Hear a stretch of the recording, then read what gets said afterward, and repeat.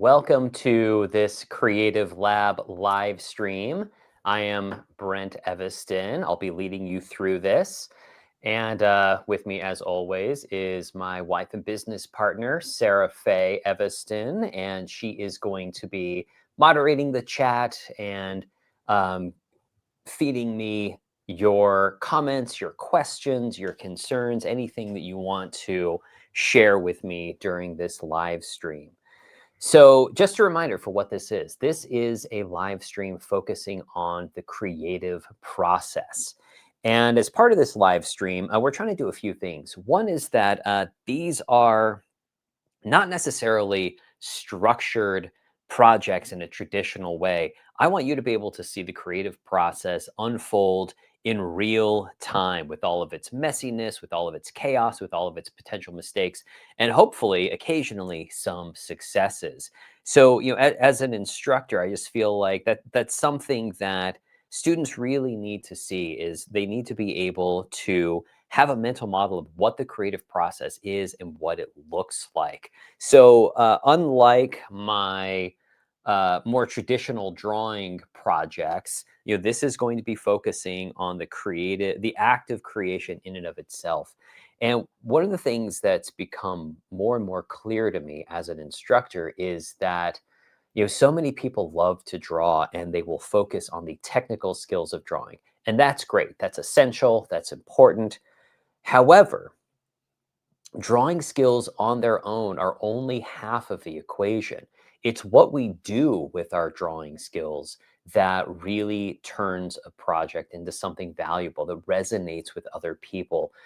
And so, what so many people are missing, even highly skilled and highly competent technical drawers, what they're often missing is a sense of what to do with those skills, about how to use them in a creative way that really connects and resonates with others. So, I wanted to talk more about that process, and the idea that's becoming more and more clear to me, and I'm going to be saying this a lot as an instructor, is if you're learning the technical skills of drawing without learning the creative side, that's like having a computer that is not connected to the internet. It's powerful, but it's ultimately cut off from its greatest possibilities. So I wanted to unpack what the creative process actually looks like and deal with creativity as a skill that you can learn similar to perspective or light logic and shading. So that's how we're approaching these Creative Lab live streams. So a couple other ideas before we begin. Um, During these Creative Lab lives, I'm going to be going through a project and you are invited to work along with me. But again, this isn't a guided project like you're going to necessarily have a finished product at the end. My hope is that you can gather some ideas. But if you're just here to watch, that is great. That is perfectly fine. And I think there's a lot of value. Remember, creativity isn't a physical skill that you have to produce on a piece of paper like perspective is. Creativity is much more of a mindset. It's much more of a way of thinking that I'm trying to illustrate. So with traditional drawing skills, if I'm going to do a demo, I can go step by step and you can see it unfold in a very cohesive way on the page. But creativity is a mindset that I'm trying to model. It's a way of thinking and approaching the world. So with all of that in mind, I want to get to our first creative exercise. So we're going to be starting these Creative Lab lives with a simple creative exercise. Actually, but before I do that, I should check in with Sarah Faye. Is there anything that you want to announce, Sarah Faye? I didn't have anything to announce, but I thought we might want to review the wrap up from the last Creative Lab Live where folks made a commitment to, I can't remember the language that was used. Was it to like make a commitment to a creative project or? Yeah, well, I was thinking we would do that at the end when we Oh, were okay. talking about their commitment for the next project. But what Sarah Faye is referring to is that during every Creative Lab Live, I have posed an idea that I want you to make a commitment to get in the studio and to create something or make progress toward any creative project. Maybe it's a single piece that you've been wanting to work on. Maybe it's a project that you've been wanting to work on. Maybe you've wanted to get started on your graphic novel. But as part of these Creative Lab Lives, I wanted to make sure that you all are encouraged to come up with an idea, something you want to work on, and something that you want to accomplish before the next Creative Lab Live, which is going to be, they're staggered month to month. And I think that's so important because creativity and trying to make things is challenging because nobody is going to make you do them. You have to be motivated on your own. And as a creative professional, I find that one of the hardest things is to get into the studio and to make things because, when you don't have a more structured environment, a hierarchy that you might find in a job, right? You don't have a boss, you don't have you set dates that are imposed by some external source. It's really difficult to get in the studio and consistently make things. So my hope is that part of this Creative Lab Live experience is to hold each other accountable, to make a public commitment to say, by the next time we meet a month away, I am going to have done whatever it is that you're committing to do. And that, by the next Creative Lab Live, you get to check in with yourself to say, like, did you accomplish this? If not, why not? And, what are the next steps to make? So yeah, as a creative professional, that's one of the hardest things because nobody's going to make you do this. And in some sense, like, there are so many other things to do and it's really easy to get caught up in life. And I'm just hoping to give you all a reason to get in the studio and to make things and to really have this beautiful experience of delving into the creative process. And in this case, through drawing. So we are going to begin with a simple creative, little creative project at the beginning, but we might leverage this into something later on. So here is our simple creative project to get you started. All you need is a pen or a pencil and a piece of paper. First, I want you to choose one human-made object and do a quick 1 to 3 minute drawing of that object right now on a sheet of paper. If you have the inclination, you want to find a reference image online real quick, that's great. If you just want to draw it out of your head, that's great.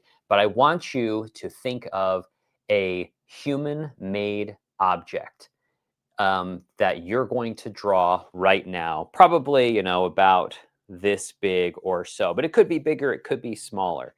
So while you are doing that, I'm going to share with you some of the human-made objects that you could possibly draw that I've drawn. So I have a pair of scissors, a set of pliers, a railroad tie, I think this is called a monocle, a monocular, something like that. I'm not even sure what this is called.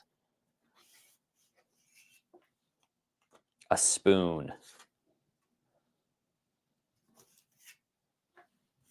a ladder.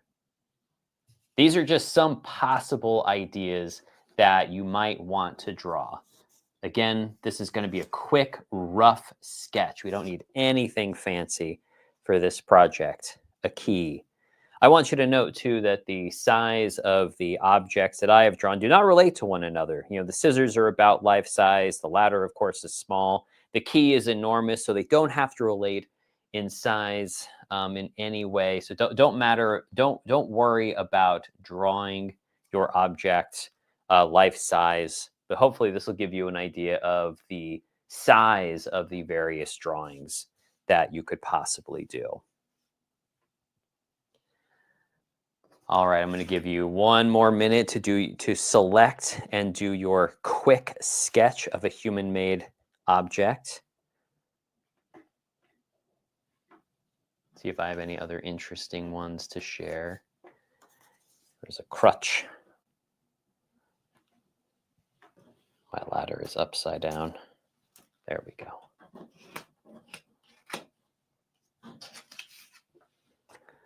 A megaphone.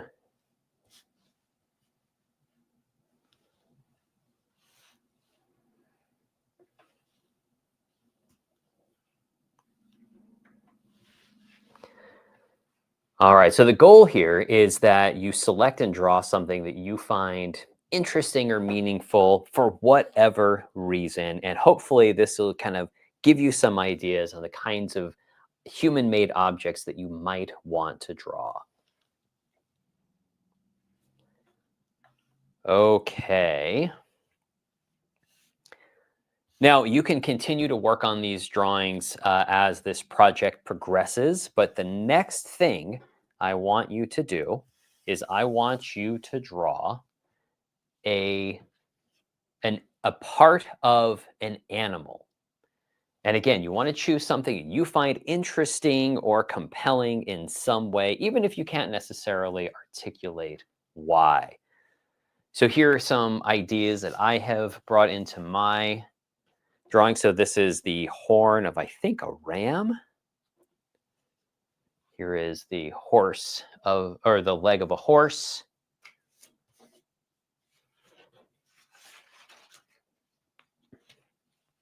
Tentacle of an octopus.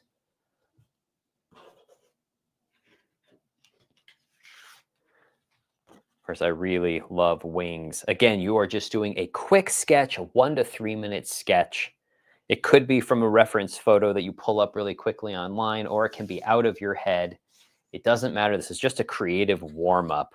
I really like wings. I have a lot of wings. In fact, it appears that most of my animal parts are wings. A lot of wings. I really like wings. Of course, included in my animal parts, I have an entire head here.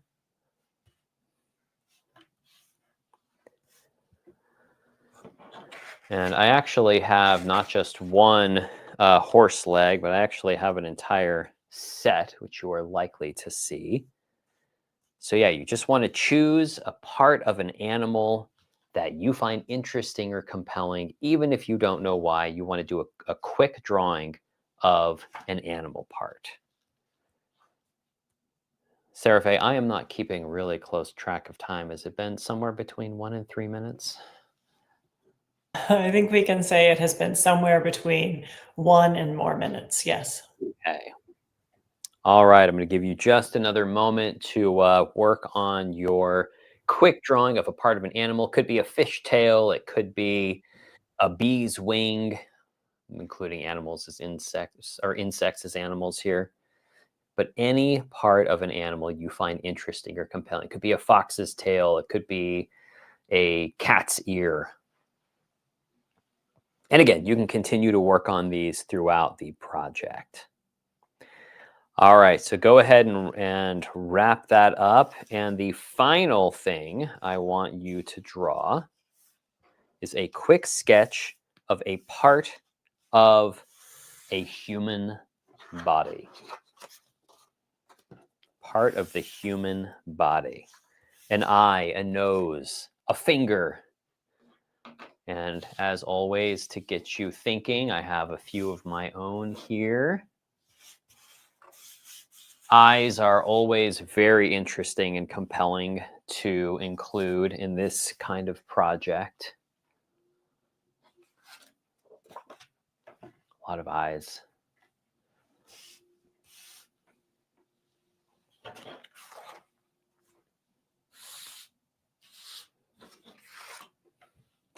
You can include an entire head if you want, or just a part. Here's a mouth, a tongue, have a nose. Again, this is just a quick sketch you're doing, a quick drawing of any part of the human body that you find compelling or interesting for any reason. This is just, if you're joining us late, this is just our creative warm up. And remember, it doesn't have to be something on the exterior of the human body. It can be part of the interior. So here I have a drawing of a human heart that I have done.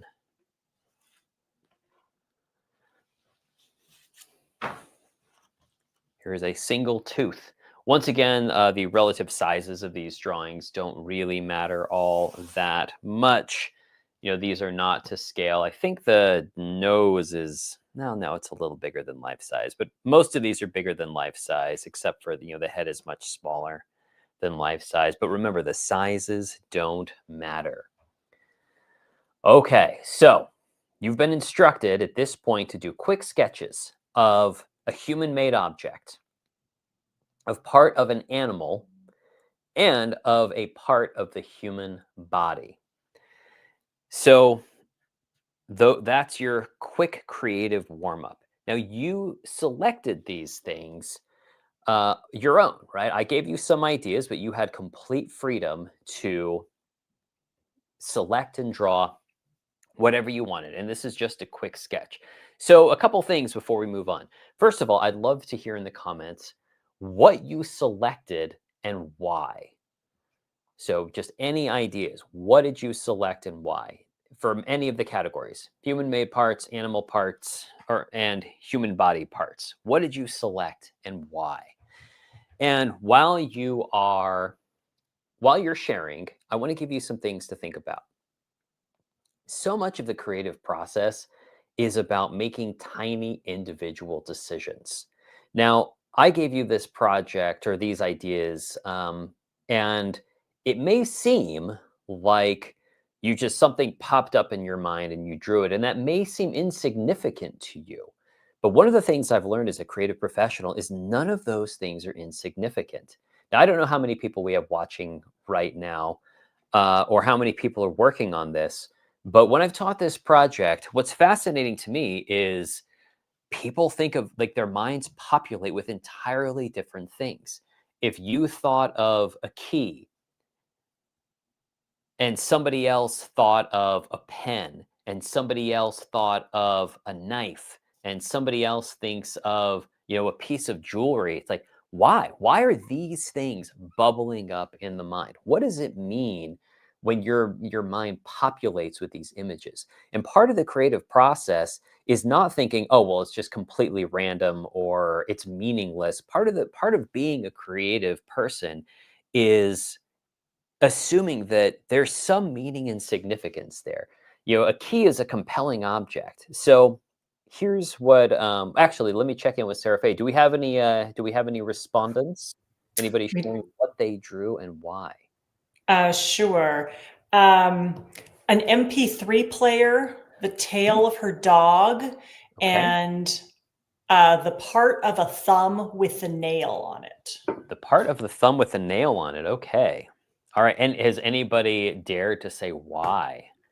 So Maddie shared the object was a paintbrush. I can see Hmm. one and reference. Okay. Two was a dog collar, and the body part was a female torso because it was the first thing that popped in my head. Okay. All right. Great. So I just think it's fascinating, when I've done this project with people, like, again, this is the first step towards thinking more creatively, is assuming that there's some meaning here. There's some reason that the things that you drew popped up. Now, one quick note here that I want to put out there. It sounds like some of you looked around your environment and probably saw, something there and said, "I'm going to draw that," and that's great. That's totally fine. Nothing wrong with that. I also think it's interesting to say, okay, don't draw anything that you can physically see around you, but what happens in your mind when you say, like, I'm going to draw an object? It can't be something that I see in my physical environment. And to put these different things on, then what populates in your mind? It's things like that that allow you to kind of see what's in your mind. So here's the next thing I want you to do when you've done these drawings. After you've done these drawings, I want you to ask yourself, what is the meaning of these objects? What could they possibly mean? For example, if we take something like a pair of scissors. Now, one fascinating thing that happens when we have an object that's drawn is that the drawing of an object, an image of an object, is not functional. Now, here we have scissors, but I can't use these scissors, right? I can't cut anything out with them. It's just a drawing. But we are left with the meaning because we can't physically use it. When we see an image of something, it compels us. It's not physically functional, but it compels us to ask, like, well, what does this mean? Like, what concept do scissors bring up? So they do bring up some interesting things, right? And again, the how you interpret the meaning of objects also says something about how you're thinking. So when I see a pair of scissors, one thing that comes to mind for me is the idea of cutting off from something. And to me, a pair of scissors brings up the idea of decision making. The definition of a decision is to cut off from all other possibility. And I feel like that's what's often done, with scissors. You cut something out, you keep the thing that you want, you strip away the waste. And this is something that we do in life often, right? Every time you make a decision, you're cutting off from some possibility, you're removing the excess, and you are left with the thing that you selected. Or let's say something like a megaphone, right? Again, this is not a functional object. I can't yell through it something, but a megaphone brings up ideas of amplifying something, right? Amplifying something you're saying, which brings up the idea of, like, what do you have to say that's worth amplifying? Something like a microscope brings up the idea of examining something closely, right? And you can do this, of course, a microscope is a way to do that physically, but of course, you can do this with anything. Perhaps you need to examine a relationship that you're in very closely. Perhaps you need to examine a job that you're in right now to make sure it's the right job for you, right? So this brings up the idea of examining things closely. So what I'm trying to get at here is that objects don't merely carry function with them. Objects are vessels for ideas. And part of thinking creatively is elevating the ideas that objects bring up to as important a level as their function. And I think there's a really good argument to be made that the meaning things have are equally as important, and at times more important, than the physical objects themselves. And this is a complex idea that we could probably spend the next hour and a half talking about, and don't worry, I won't. But I just want to start to get you to think about images and creativity in this way. So, if for those of you, if anybody's coming in later joining us, what we're doing here is I've asked people to create 3 quick drawings. These don't have to be detailed, masterful drawings, or 3 quick drawings. They're supposed to select and draw one human-made object, one part of an animal body, could be any animal, any part, and one part of the human body. And then we're exploring why. Why did we select these particular things? So can I want to check in with people about a couple of things. First, I want to ask, for anybody who didn't draw something that was in their immediate environment, for any people who didn't draw something they just looked around and saw in their environment, what did you draw? What did you select and draw? And while you are thinking about that, and while you are responding in the chat, I'm going to give you your next part of the project. If you're so inclined, I want you to cut out your drawings. So for those of you who are joining you, we asked you to bring any collaging material. And so hopefully you have access to a pair of scissors or an X-Acto blade. I actually have drawn all of these and cut them out with an X-Acto blade. So I want you to start cutting out your drawings. Now, So Brent, oh, yes, please. I was just going to start sharing some answers to your question, but why don't you Yes. continue? Oh, no, please. Let's share. Okay, well, Manuel shared that he drew a bat wing. He saw Okay. many wings that you had provided reference to, but they were all Mhm. bird wings. So that was his Yes. reason for drawing a bat wing. I guess I am assuming he did not just have a bat wing in his home, but I guess He may have. I mean, it's possible. We don't know anything about this person, but it's That's unlikely. true. Yes. Right. And also an eye in 3/4 view, which was similar to the one on the bottom left corner of the screen. Okay. Fredona drew a key, a pulp part, and an eye because she loves the symbolism of those three things. Yeah, eyes are very fascinating. There is certainly, as a drawing instructor and as somebody who's trying to connect with people, I often look into, like, what are popular things that people want to draw, and eyes are near the top of the list. Yeah, just this having an eye, just staring back at you is can be a very compelling image. Yeah, and so while you're doing this, I want to bring up a couple of ideas. Starting to think creatively means taking these things seriously. So, was it Manuel who talked about the bat wing versus my bird wing? Yeah, so Yeah. he So has clarified that he doesn't happen to have a bat wing at home. So okay. Um, Time to get one, Manuel. Part of what I do in my studio is I have a very wide collection of strange objects in the downstairs portion of my studio. The the same part of different animals carries very different meanings, right? So I took my wings from mostly crows. And one of the reasons that I find crows fascinating. So I really love. I think they're intelligent. I think they're compelling. But I also have them all over the place around my home. Probably many, if not most people do. They're a very common bird, but I see them constantly. I see them, out my studio windows. I see them, while at home. I live very near my studio, so I just see crows all the time, and I find them such interesting birds. And so that's one of the reasons I have them.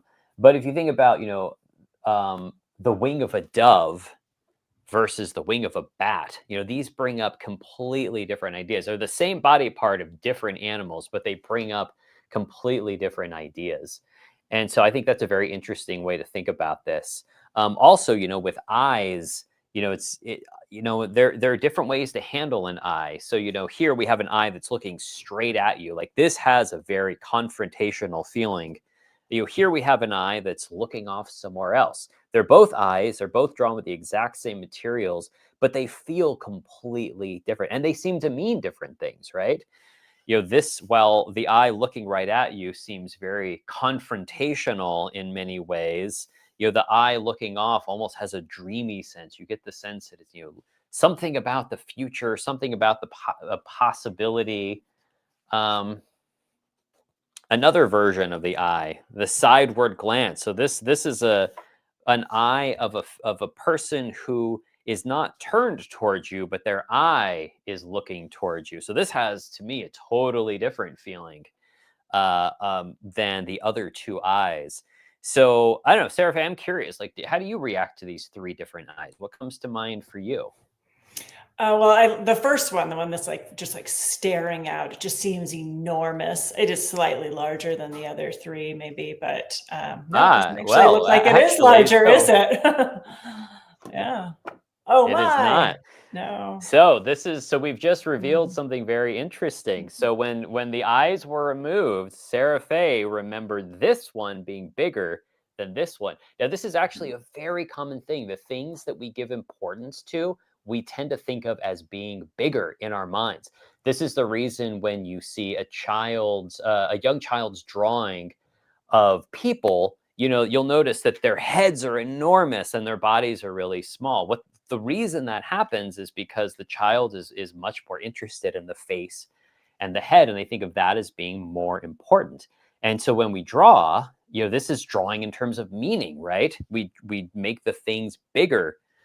This is actually something that even flows through. I've had figure drawing students who have years of experience who still consistently draw the heads of otherwise very masterful figure drawings. They still draw the heads too big because this is, again, we don't draw necessarily what we see. We draw what's meaningful to us. We draw how we conceive of things. And so, yes, so I think that's really interesting. So, Sarah Faye, you remembered this one being bigger than this one, and of course now you can see that the one on the left is quite a bit bigger.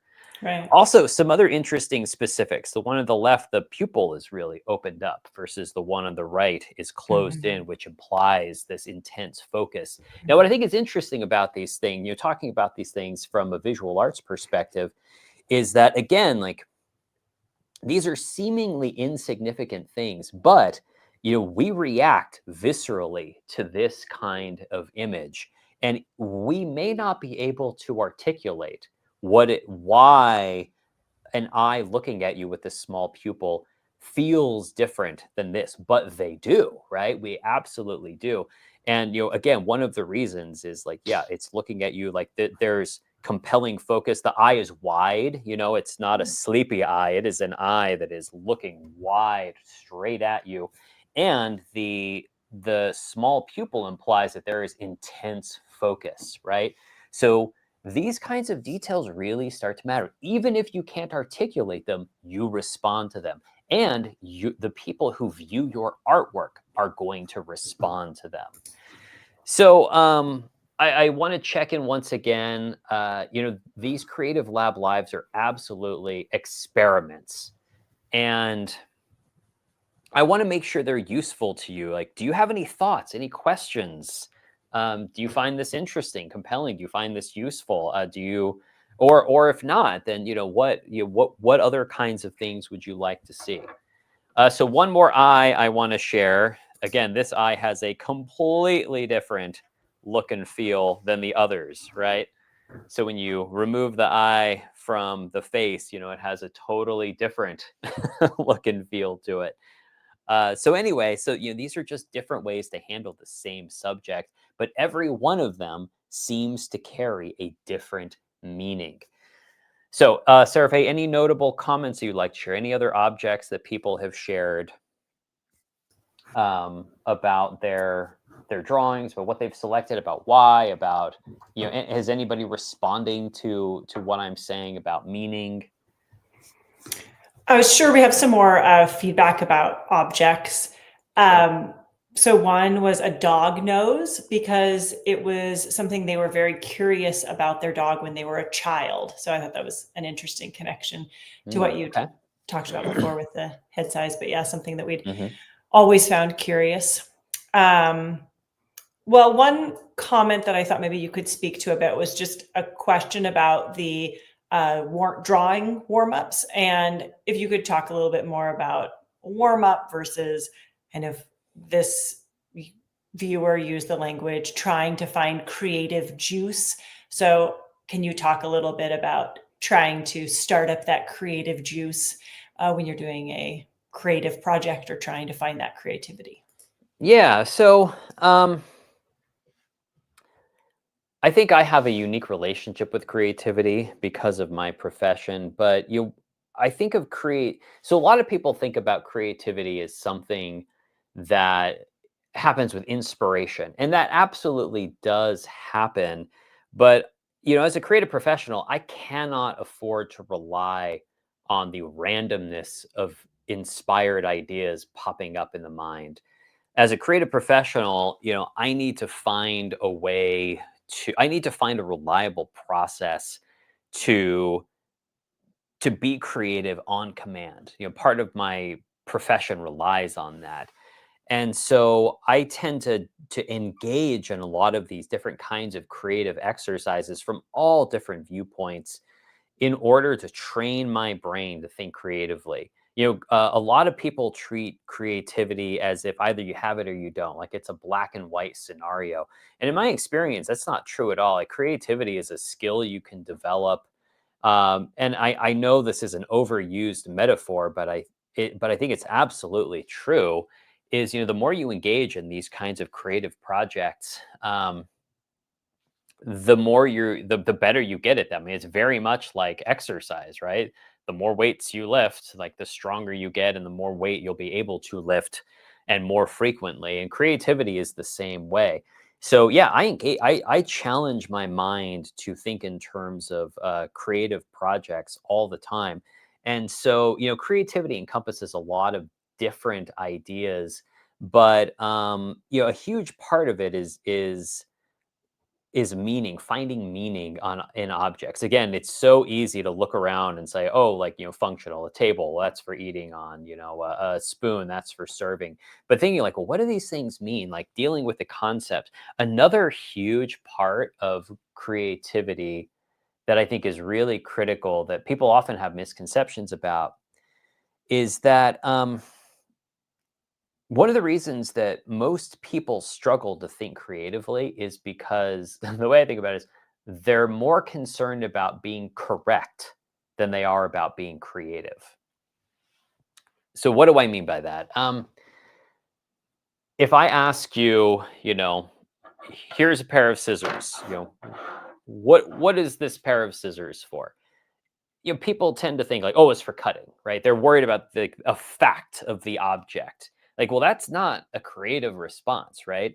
So from this object, and this is actually a creative game. That there's actually a test that tests how creative you are. One of the things that it tests for is how many functions you can come up with for a single object.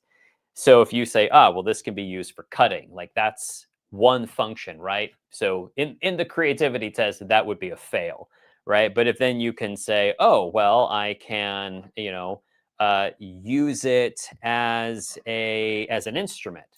I can create, rhythm with it. Or I can use this, if my camera setup are crooked, I can use it to bolster that. Or you can say, well, I can make a dress with this. I can make a paper doll with this. So the number of things you can list off the top of your head for an object, well, that's thinking creatively, right? And the more you do those kinds of projects, the more you think that way, the better you get at it. And what ultimately happens is instead of looking around the world and seeing functional objects, you see possibility. That's a completely different way of viewing the world. When you don't look at, you're not worried about what things are, you're worried about what they could be, the ideas that they bring up. And the world activates in a completely different way when you think about it like that. Um, I have no idea if that was a useful answer. I hope that it was, but I'm trying to, provide people with a different mental model for what it means to be creative and, to provide a functional model for that. So, any other thoughts or comments, Sarah Faye, that you'd like to share before we get to the meat of our project? I think now would be a great time to move on. We do have some thoughts about different things scissors make people think about, if you'd like to hear those. Sure. I'll hear those really quickly. Scissors, the scissors look like wings. Scissors make me think of haircuts, which make me think of getting rid of something to make room for new beginnings. Okay, great. And someone from Proco's team is on and says those scissors can be the biggest thumbtack. You can use it as a compass, as a straight edge for lines, and tons more. Very interesting. Okay, great. So, so when we're dealing with creativity, we're dealing with ideas, we're dealing with meaning, we're dealing with possibility. All right, so what we've done so far is I have had you, for those of you who have wanted to participate, I've had you draw 3 basic objects. I've had you draw a human-made object, I've had you draw part of an animal, and I've had you draw part of the human body. You've been able to select anything you want from those. I've also asked you to cut them out. And again, if you're just here watching today, that is completely fine. And once you've cut these out, here's what we're going to do. We have these objects that we are thinking in terms of meaning. We are going to start to combine these objects together to see how it changes their meaning, how it changes how they look and feel, and to deal with them as we're going to start to create creatures out of these objects. Now, here's why this is important, and here's how it relates to the creative process. One way to define creativity is that creativity is the creation of new things by combining existing things, right? So you think about, so when you think about something creative, implicit in that is the idea that it's something new, something novel, something we haven't seen before. So that's a really critical part of creativity, right? We're creating something new. But human beings cannot create new things from nothing. What we're really good at is combining existing things together to create new things. So, this kind of project becomes a laboratory. It trains your brain to think creatively and to think of things in terms of meaning and how those meanings change when we start to combine them together. So, what we're going to be doing, what I'm going to demonstrate from here on out, is how to combine different ideas together and explore their meaning in compelling ways. So I have all of these different parts, and what I want to do is start to play with them, to start to combine them to see what we can come up with. Now, here's the thing about working with these kinds of projects.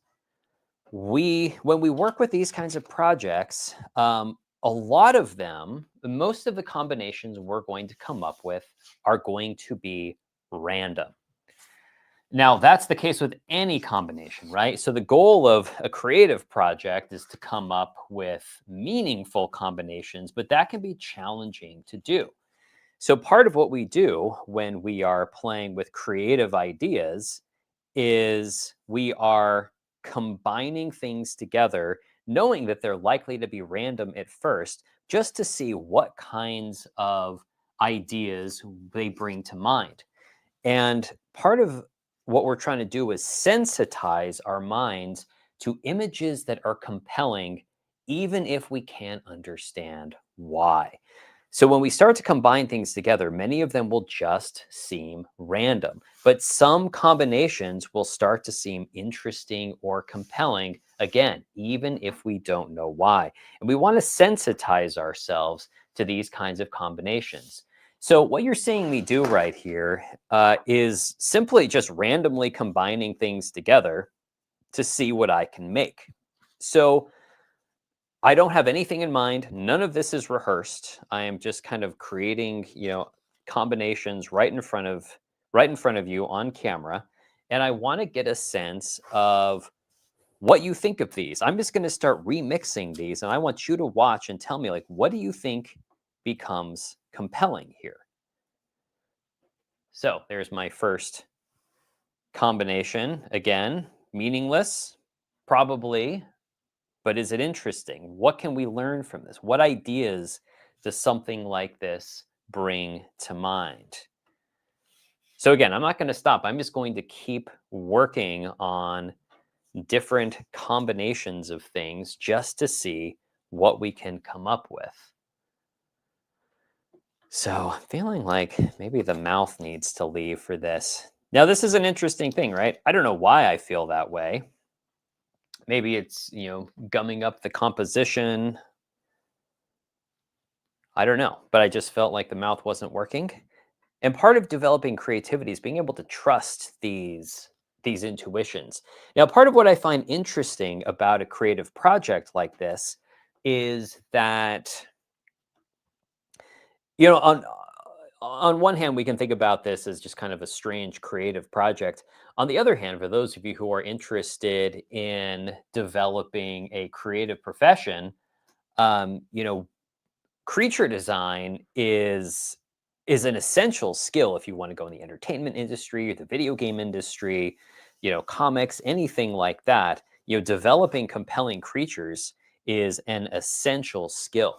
And so a project like this is actually a great lab to begin to play around with ideas, um, to see what you can create from some very simple objects, and you can actually stumble upon some really interesting images and ideas. All right, so this is kind of an interesting one here. So what I find fascinating about this is, like, from simple drawings, like, these create, I think, rather astounding and beautiful graphic images, that become almost immediately interesting. So let's see, what else can we find here? Here, Brent, I just wanted to share some Yes. thoughts about that first one. That the war, Sure. to me, it was just like very like war horse. It seemed like this manifestation of the battlefield. But we had some thoughts that it was an alchemist's cauldron has come to life, Okay, like that. and that Interesting. the eye would pop out like a cannonball. Oh yeah, interesting. All right. So another fun thing we can start to play with here is what happens when we start to place these creations next to one another, right? So they start to kind of play off of one another. And I think our human minds are immediately wired to ask questions like, what is their relationship to one another? Turn this a little bit so we can get our little winged microscope creature observing the this cauldron. So again, what I'm doing here is I'm just playing with these elements to explore what we can get them to mean. All right, let's see what happens. You replace the eye with a megaphone here. So this certainly changes the look and feel of this object, but it still feels very anthropomorphic. So one of the reasons I like dealing with these images as creatures is because I think it kind of brings the ideas to life, right? If we just kind of laid out a wing, a microscope, a megaphone, like, maybe this is interesting and we can start to say, oh, well, or is there any relationship between these things? Sure.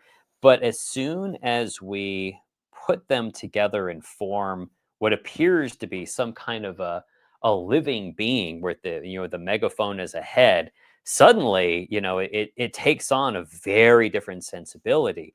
These are like ideas and meaning come to life, which I think is a very compelling idea.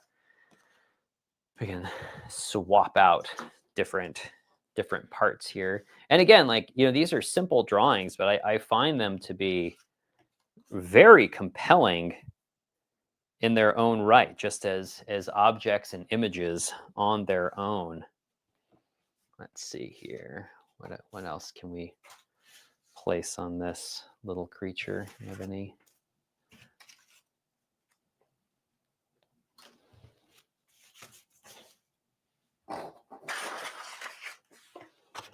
Let's see, I've got a top hat here.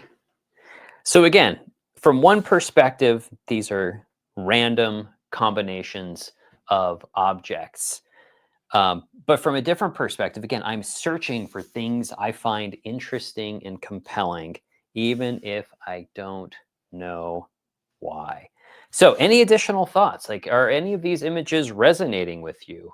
Are you thinking that this is just a meaningless waste of time project? I'm very curious to see what you all think about these ideas and these images.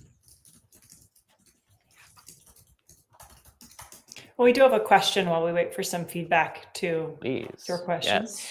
Yes. Do you have any tips for using this technique to create your own visual language? As someone who likes exploring similar themes and motifs through all my art, this is very important for me. My own visual language. Yeah, I think so. I mean, so I'm going to get a little high-minded here, so bear with me for a moment. But, one thing that I think about with a project like this is like, you can think of meaning and there are different ways to think about meaning. Objects can have a personal meaning, right? But they can also have more universal meanings. And so, when I'm coming up with these kinds of images, I have my own ideas that, a heart brings up or an eye brings up. They feel likely different from me than they might to you. But there are also these universal, sensibilities of these objects, right? A heart to most people starts to symbolize love. It starts to symbolize a vital life force, right? So there are these ideas that become universal, right? That most people, it brings up ideas, but they're also deeply, and so we might think about that as yeah, like the universal meaning, but we also have personal meaning. So personal meaning are things like, memories that maybe only you have, or like ideas that bring up. So, for example, let's say a microscope, maybe like it has a universal idea of examining something closely, right? But somebody who is deeply involved in science as a profession, they're going to have a much richer idea of what a microscope is and does, and they may view it as much more as of a functional tool, versus maybe your only experience with a microscope was when you were 12 years old at a museum and you got to see an insect up close for the first time, and that's burned into your memory, right? So, I mean, these are different associations. So, there are universal meanings that these objects and images might have. And then there are deeply personal meanings that objects might have. And so, yeah, so I think it's really fascinating to shuffle back and forth between these, because both are active, right? Both are functioning all the time. And one of the things that you as an artist need to figure out is, are you creating work just for you? Or are you creating work that you want to be meaningful to other people? Or both? And having a sense of what meanings are universal, what meanings are deeply personal, I think really matters. And just keeping in mind, both of these. I don't know that this is working at all. Let's switch it up. Let's start to play with something else.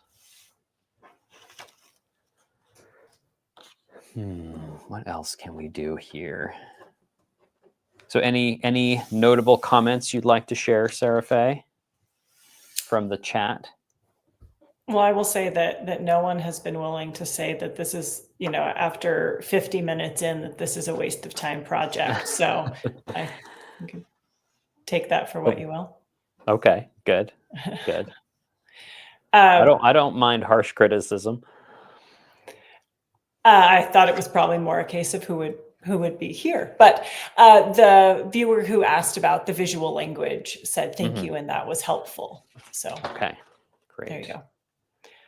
And some references to these images looking like various pop culture things I'm not familiar with, like Good Omens season 3 and A Guardian of the Tree of Life, like the Tree of Life in all caps. So I'm assuming this is a book, a movie, a show of some kind. Yeah. I don't know. I'm embarrassingly ignorant on most pop culture references. Oh. My time is mostly spent by myself in the studio, doing strange projects like this. But an interpretation of the microscope with the megaphone, that it would turn into a soundscape.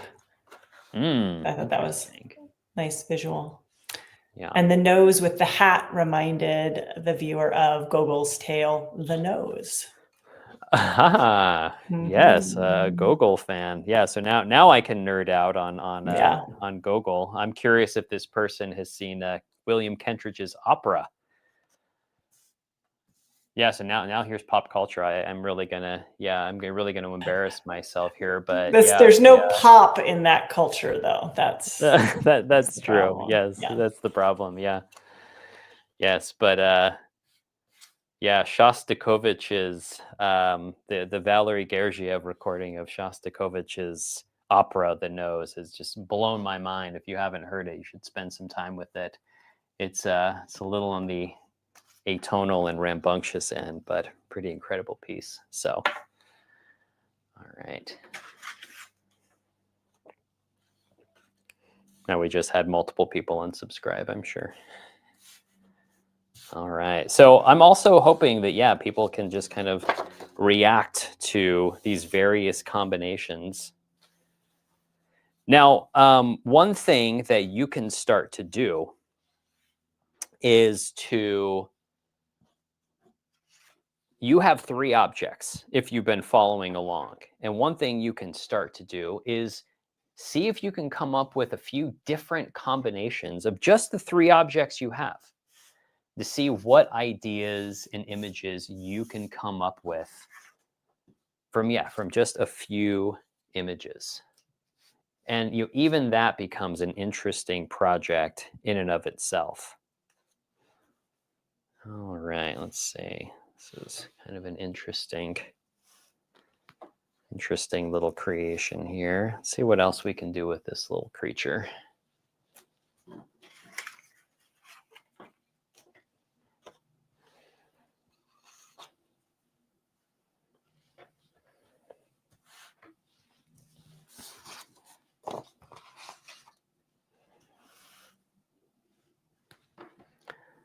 Let's see here. It's not quite working. What else can we do? Use the eye as a body. Is that going to be?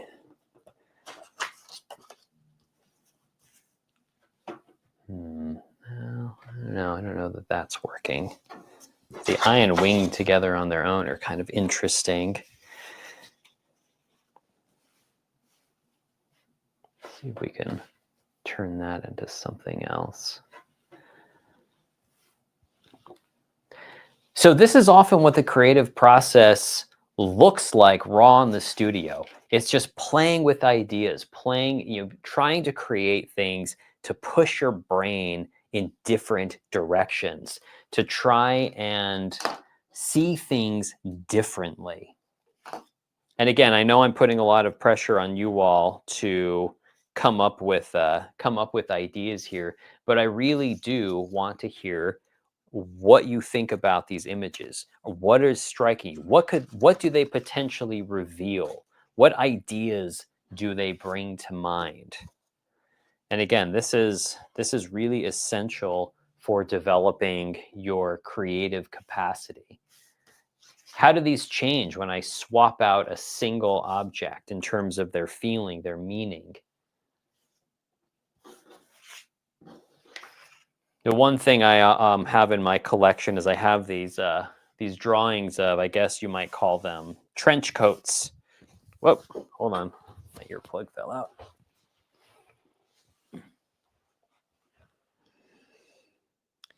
So I think these are interesting to kind of play with. You stick these various head forms on them. I also have some separate arms. So I've been doing this project for many years. And, I do think it's a very interesting project. So, again, I know different people are coming in at different times. So I wanted to give people a chance to, acclimate themselves to what it is we're doing. But for this kind of project, we are exploring unique combinations of meaningful objects and to see how that changes their meaning, how it enhances what they could mean. And and how we can combine existing things to create new ideas and potential meanings.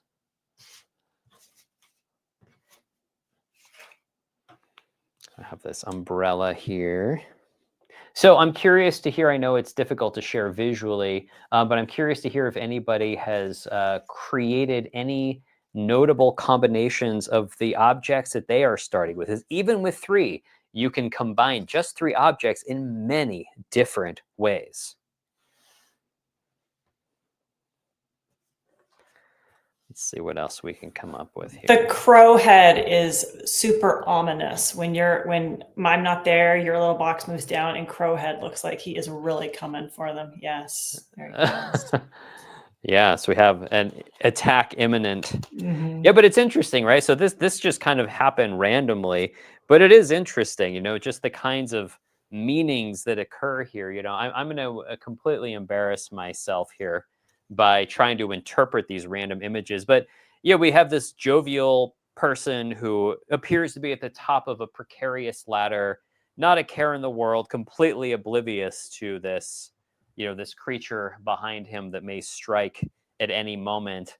And again, notice how, the mind starts to construct ideas and narratives with very little information. And again, I think this reveals something about the human mind.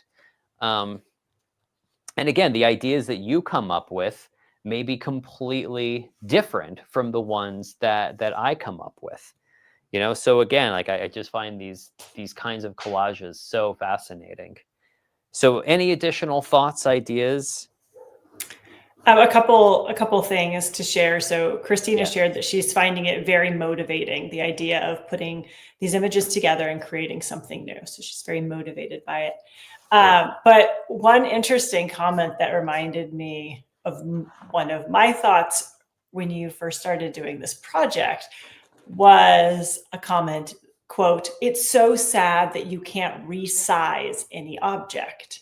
Mm, And I think like when you started doing this project, it was a different tech world. But like right now, I just imagine that if you were doing this project on a device, on a screen, it would be such a different experience. And I would say a much less creative experience if you were spending all your time like resizing and swapping things out digitally. yeah. I Well, assume you have some thoughts on that. I do. Yeah. Let me share a few thoughts on that. So here's something that's really counterintuitive about creativity. So a lot of people think they want creative freedom. And let me save you the suspense. You don't. Creative freedom is so overwhelming. And when you can do anything, literally anything, how do you decide? How do you narrow down all of the possibilities?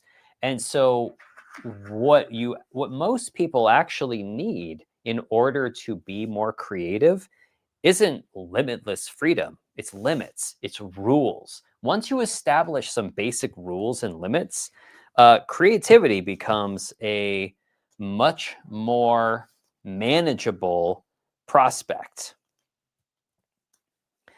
And so part of what these stuck sizes do is they impose limits to work within. And now imagine you say, well, I wish this eye were like, 20% smaller than this. And then you start to get really caught up in the, sizing things and trying to compose. And at that point, like, well, is that creative anymore? Like the immediacy of this kind of project where we are forced into working with what we have. And like, I'm forced to make unique decisions here based on the objects that I have. And, it's just a different way of thinking about the creative process. So the limits of creativity become useful in and of themselves. Now, what I think is, another thing I think is fascinating about this project is that we're working with a very limited number of objects, right? You keep seeing the same objects being recycled, but every time I combine them differently, they do have a totally different look and feel. And again, I think this is a fascinating project for that reason.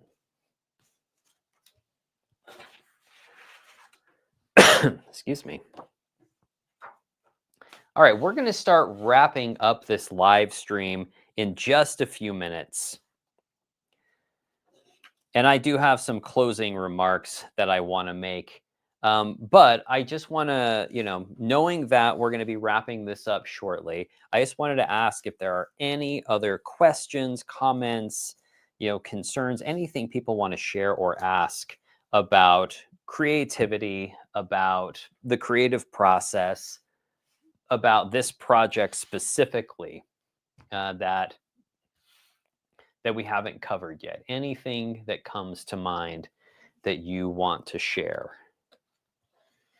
And then like I said, I do have some comments that I want to make to wrap things up.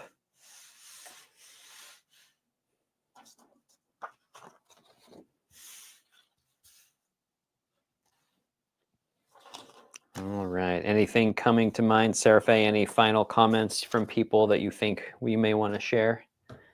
A nice comment from BB that sorry I was late. What I've seen so far has been fantastic. Can't wait to start doing it. Big thank you.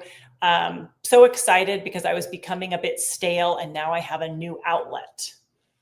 Great. And another comment, it's amazing how cohesively these creatures come together. Yeah, it's kind of shocking. Like, when I first started playing with this idea, so how I did this project on my own is, I would have a black piece of paper and I say, well, I'm going to fill it with, however many objects I can fit, usually somewhere between like 7 and 15.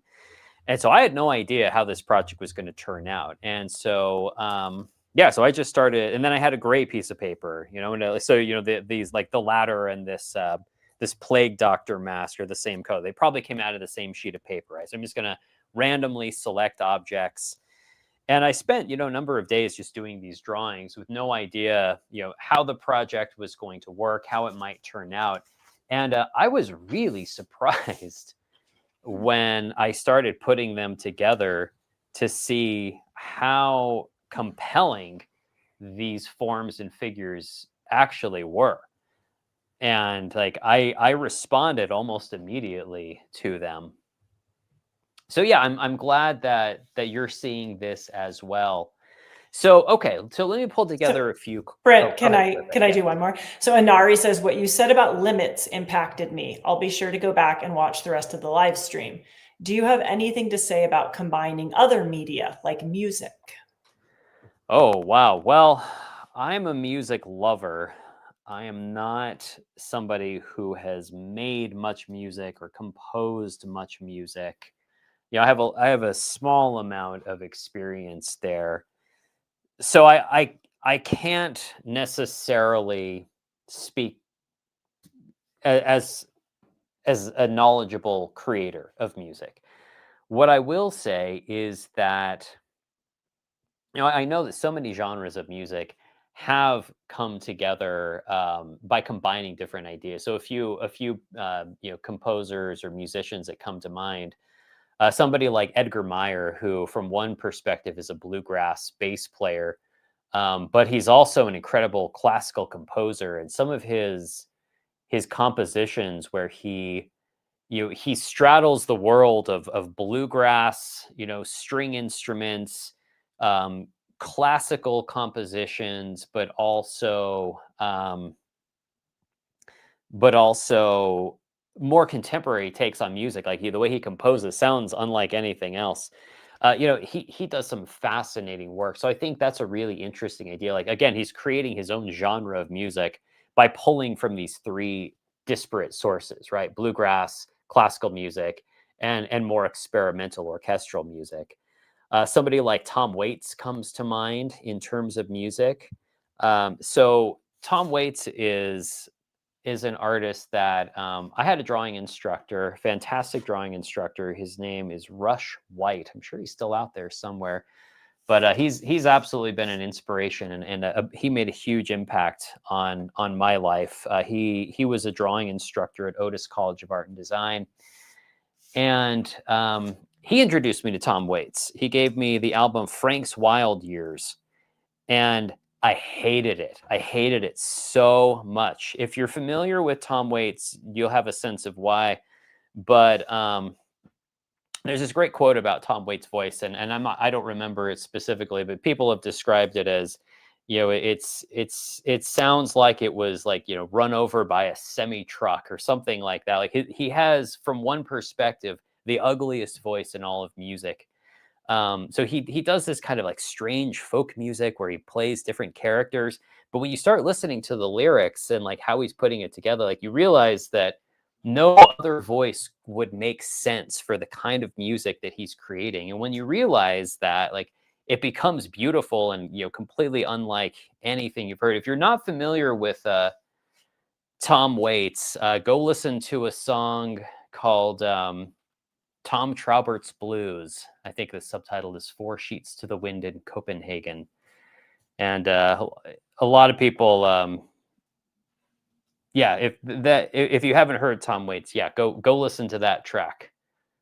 And yeah, it's fascinating music. And again, like it's unlike anything you've heard before. But yeah, these people are playing with genres. They're combining different ideas. And in Tom Waits' case, he's got the voice he has. He loves music.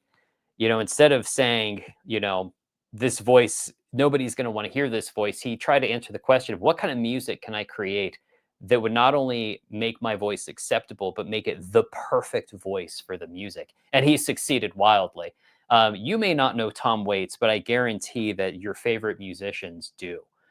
And he's and at this point, I own every Tom Waits album. Back when that was difficult to do, where you had to track down imports on CD and track down records. I have every Tom Waits hard copies of every Tom Waits album ever put out. And he's become an absolute favorite once I realized it. Okay, so any other comments, Sarah Faye, or questions before we start to wrap this up?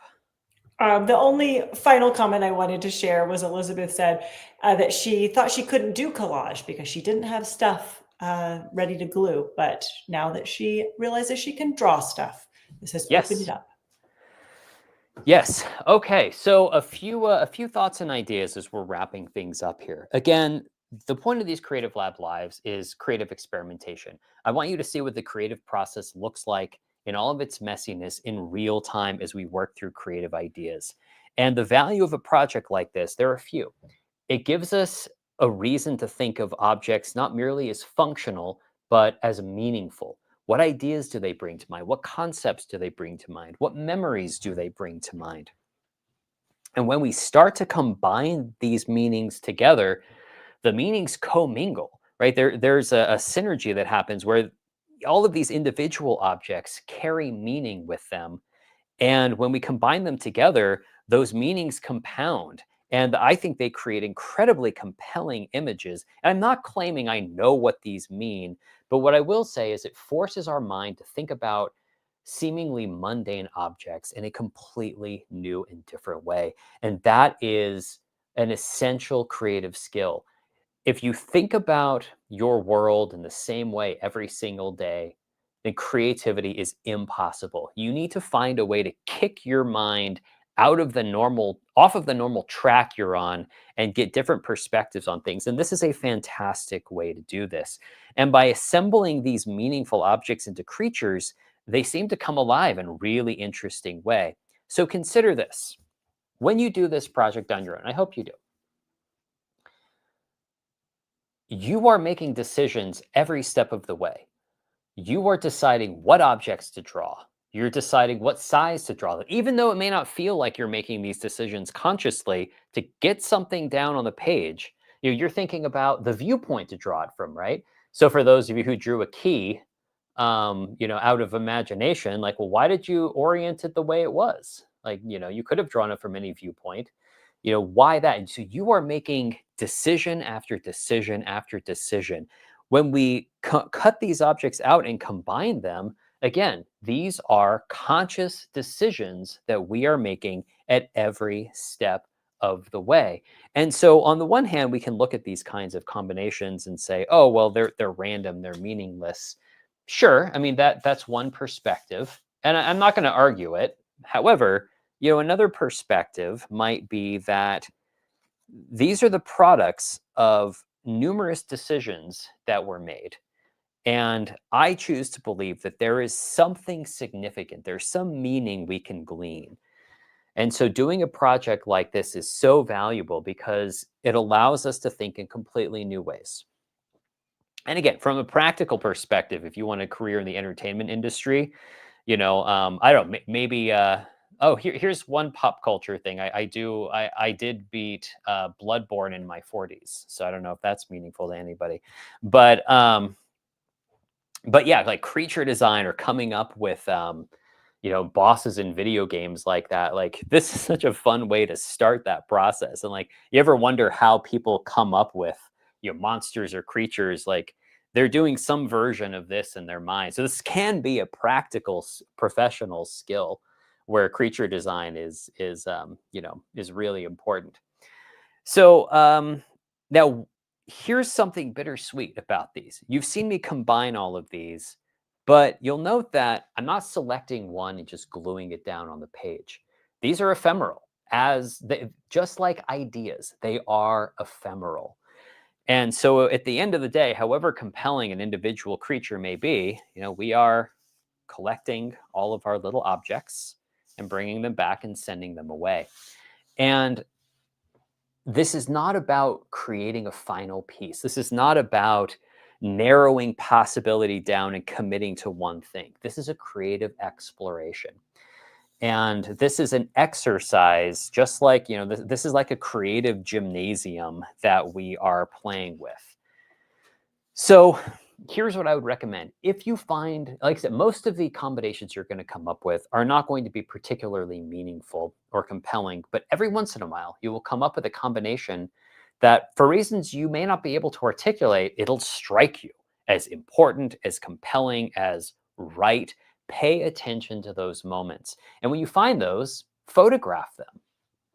In fact, and I'll ask this question because I'm curious. I've actually thought about putting together an entire body of digital work of the compelling combinations of these drawings that seem meaningful and interesting to me. I've thought about creating a collection, maybe in book form, maybe a photographic exhibition where these are placed in backgrounds, and but they're recorded. So the final products are not finished collages that I am necessarily like gluing down and framing, but I'm photographing them and creating, the final works are digital pieces at that point. So I don't know. I'm curious if that sounds interesting to anybody. Well, this is interesting. Elizabeth says that she screenshotted several of your creations, so I guess that's a All vote. right. So perhaps, yes. Your little throwaway comment about Bloodborne, I do have a chat. Ebrietas, daughter of the cosmos, which I've now been Googling to understand. So if you want to answer this question, that was just a statement. I don't know that I ever battled her, because they're, with a game like that, it's so big. Like there are the bosses you have to fight, and then there are the bosses that are optional. She is an optional Great One boss, according to I do not think I battled her. Although I did play, I was playing it a few years ago, but glad somebody picked up on that. So yeah, so you've learned that I am into really obscure opera and occasionally a video game. So my creative worlds are rich.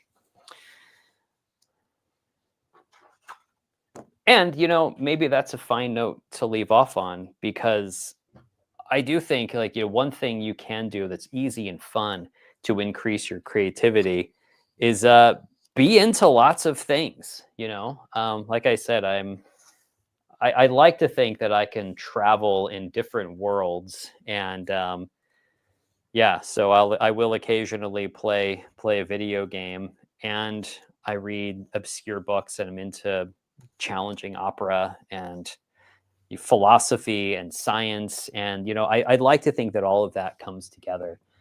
So again, I'm going to wrap these things up, and like I said, if you find any compelling combinations, photograph them, share them, remember them, and what I do with these pieces, write about them. After I find a compelling combination, I will write about it. I will ask myself, why did I find this interesting and compelling? What could be important about this? If this meant something beyond just a random combination, what could it mean? And these kinds of writing projects, the combination of writing and drawing is like a creative powerhouse.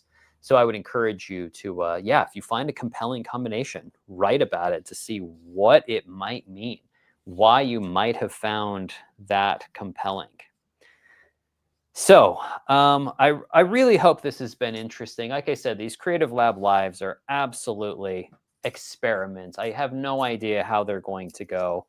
And so there's always the risk of embarrassing failure with everyone. So yeah, I hope this has been useful. I hope this has been interesting. And if you think that it could be, like I said, I've been wrestling with this. If you think it could be interesting to put together a collection of these, either in book form or a digital exhibition, let me know. Or is this not suited for a finished body of work? Is it merely a fun creative exercise? I don't know. Let me know what you think. All right. Well, any final comments, Sarah Faye? Are we ready to wrap things up? No, I would just like to say again, we have such a great audience in the chat. Everyone is so friendly and feedback is so thoughtful. It's just such a delight to do these live streams and to get to have this opportunity to connect with people from all over the world. Really appreciate it. Really appreciate you being here and engaging so fully. Yeah, great. Well, thank you so much, everyone. Like I said, I hope you think about these ideas. I know I put a lot out there, but hopefully this has been useful. And we will see you back here for another live stream in a couple weeks. And in a couple weeks, we're doing the lunar drawing, Draw the drawing the moon. moon, Mhm. drawing the moon. Okay, and that one will be a more technical live stream that'll focus on the much more technical drawing process. This is the scientific end of drawing. So, with these live streams, we're trying to work with both ends, these strange creative projects as well as more technical drawing skills. I want to give you the full breadth of the drawing experience. So hopefully you can tune into that. Again, thank you so much for joining us here. I hope this has been useful. And yeah, hope to see you again. Thank you. Bye-bye. Bye.